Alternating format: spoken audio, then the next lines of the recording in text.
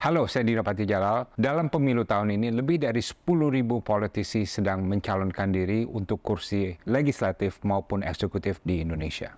Baik para politisi maupun pemilih tentunya memerlukan inspirasi dan tauladan. Dalam video ini, saya ingin menampilkan 3 negarawan Indonesia yang inspiratif sebagai bahan inspirasi baik bagi politisi maupun pemilih. Profil pertama, Muhammad Hatta, proklamator kemerdekaan Indonesia. Sebagai wakil presiden Indonesia yang pertama, Bung Hatta adalah bagian dari Dwi Tunggal Soekarno-Hatta yang berkuasa sejak awal berdirinya Republik Indonesia. Namun di puncak kekuasaannya, saya ulangi di puncak kekuasaannya, Bung Hatta secara sukarela dan tanpa diduga siapapun mengajukan pengunduran dirinya sebagai wakil presiden Indonesia. Bung Hatta waktu itu merasa tidak cocok dengan Presiden Soekarno dan melihat perkembangan politik Indonesia itu sudah tidak sesuai dengan pendiriannya, prinsipnya, dan nuraninya. Pada awalnya, permohonan Bung Hatta untuk mengundurkan diri ditolak oleh parlemen waktu itu.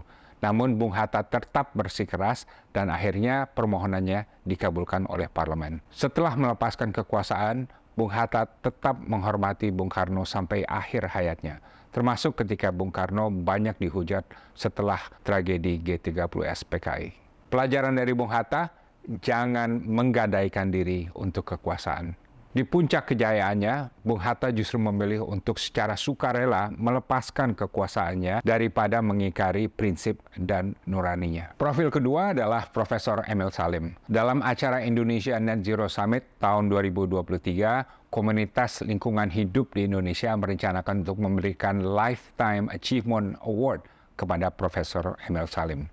Mengapa? Karena semua orang tahu bahwa Profesor Emil Salim adalah pendekar lingkungan hidup legendaris yang sejati dan dihormati oleh semua orang dan sudah banyak jasanya. Emil Salim datang ke acara tersebut, namun sewaktu di panggung, ia menolak untuk menerima penghargaan tersebut. Pada tahun 1992, ia datang ke Rio untuk menandatangani Konvensi Rio di KTT Bumi ya, di Brazil waktu itu.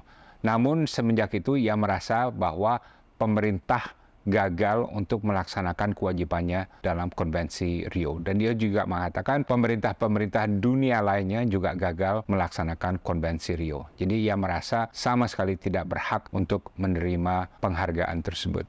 Pelajaran dari Emil Salim, jangan kecanduan dengan sanjungan. Dalam suasana sekarang di mana banyak pemimpin yang terlena bahkan mencari-cari pujian, Emil Salim mengingatkan kita semua bahwa pemimpin yang berbobot adalah yang berprestasi namun tidak mempan disanjung. Pemimpin yang suka disanjung adalah pemimpin yang labil dan lemah. Profil ketiga adalah Hugeng, Kepala Polisi Republik Indonesia antara 1968 sampai 1971 dan juga mantan Menteri dan juga Dirjen Imigrasi Indonesia. Dalam era yang marak dengan korupsi, sogok, penyalahgunaan kekuasaan, dan nepotisme, Pak Hugeng selalu bersikap profesional dan bersih. Padahal waktu itu peluang korupsi dan sogok datang hampir setiap hari dan dilakukan hampir semua orang. Pak Hugeng meminta anak buahnya untuk melakukan lapor harta kekayaan, suatu hal yang sangat tidak lazim waktu itu. Ia meminta istrinya untuk menutup bisnis toko bunga karena tidak ingin istrinya mendapat orderan dari cukong yang berkepentingan terhadap jabatan dirinya. Ia menolak hadiah rumah dan mobil dari bandar judi di Medan.